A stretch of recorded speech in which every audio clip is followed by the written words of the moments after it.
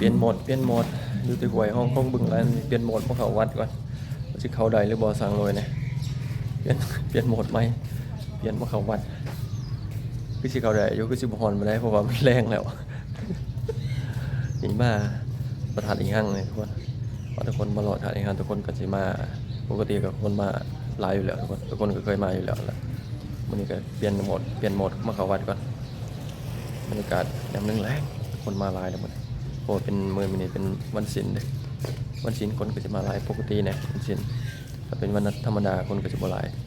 อันนี้ก็สิบ่ไกลจากบ้านสังลอยอยู่ประมาณ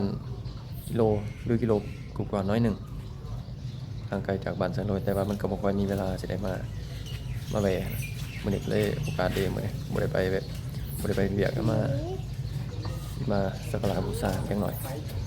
ไปคนไปปกติท่าน